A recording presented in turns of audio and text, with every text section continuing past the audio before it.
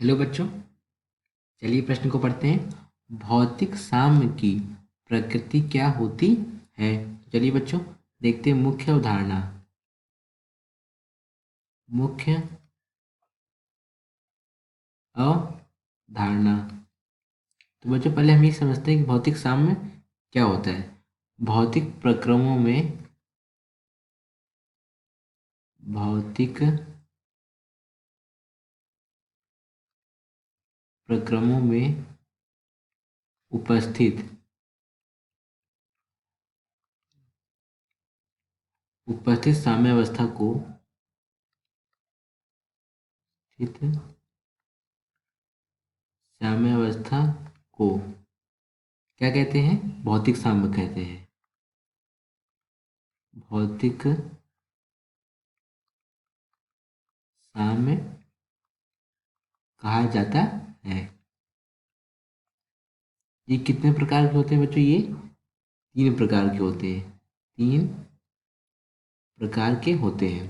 होता है क्या बच्चों कि एक स्पीसीज कोई होती है, यानी एक ही कोई पदार्थ होगा, उनकी तीन भौतिक अवस्थाएं होंगी। तो उन्हीं तीन भौतिक अवस्थाओं के बीच में क्या होता है? साम्य अवस्था स्थापित होती है। तो देखिए, जैसे कि क्या होता है, तीन प्रकार के होते हैं। कौन कौन से होता है? एक तो होता है हमारा ठोस से द्रव के बीच में। ठोस से द्रव के बीच में क्या होती है? साम्य अवस्था स्थापित होती है। और क्या होता है? नंबर एक। नंबर दो क्या है? द्रव से गैस के बीच में। द्रव से गैस के बीच में होती है साम्य अवस्था स्थापित। और क्या होता है? ठोस से गैस के बीच में, या गैस से ठोस के बीच में। ठोस से गैस के बीच में क्या होती है? साम्य अवस्था स्थापित होती है। अब इसके थोड़े से उदाहरण देख लेते हैं, क्या क्या हो सकता है। देखिए, इसके उदाहरण हो जाएंगे। क्या हो जाएगा? बर्फ से जल में। बर्फ से क्या? जल में परिवर्तन हो रहा है। तो बच्चों देखिए, बर्फ हमारी क्या है? यहाँ पे ठोस है, और जल क्या बच्चों हमारा यहाँ पे द्रव है। तो जब हमारा ठोस से बर्फ से जल बन रहा है, ठोस से क्या बन रहा है? द्रव में परिवर्तित हो रहा है। तो इसे हम क्या कहते हैं? इसे हम बोलते हैं गलनांक। क्या बोलते हैं बच्चों? गलनांक। गलनांक बोलते हैं। और जब जल से बर्फ में परिवर्तित होता है, द्रव से ठोस में परिवर्तित होने को क्या बोलते हैं? हिमांक। हिमांक कहते हैं। एक उदाहरण और देख लेते हैं, क्या हो जाएगा हमारा? कपूर। कपूर होता है ना बच्चों, कपूर वो कैसा होता है बच्चों? ठोस होता है। स्टार्टिंग में कैसा होता है? ठोस होता है। इसको जब हम खोल देते हैं, तो बिना द्रव में बदले सीधे किसमें परिवर्तित होता है बच्चों? ये कपूर वाष्प में अर्थात गैस में परिवर्तित होता है। इस प्रक्रिया को हम क्या कहते हैं? ऊर्ध्वपातन प्रक्रिया कहते हैं। तो बच्चों, ये दो उदाहरण हो गए।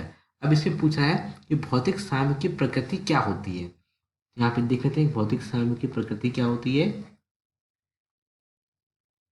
सदैव गतिक होती है। कैसी होती है बच्चों? भौतिक साम्य की प्रकृति सदैव गतिक होती है।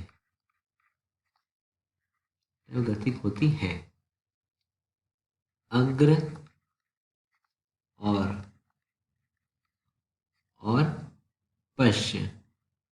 पश्च यानी कि अग्र और पश्च प्रक्रियाएं। अग्र और पश्च प्रक्रियाएं समान दर से समान दर से एक साथ संपन्न होती है। क्या होती है बच्चों? समान दर से एक साथ संपन्न होती है, जिस कारण भौतिक साम्य की प्रकृति क्या होती? सदैव गतिक होती है।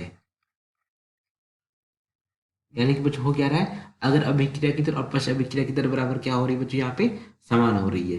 ये दोनों अभिक्रियाएं कहते हैं एक साथ संपन्न होती है, जिस कारण भौतिक साम्य की प्रकृति क्या होती है बच्चों? सदैव गतिक होती है। आशा करते हैं आपको समझ आया होगा। धन्यवाद।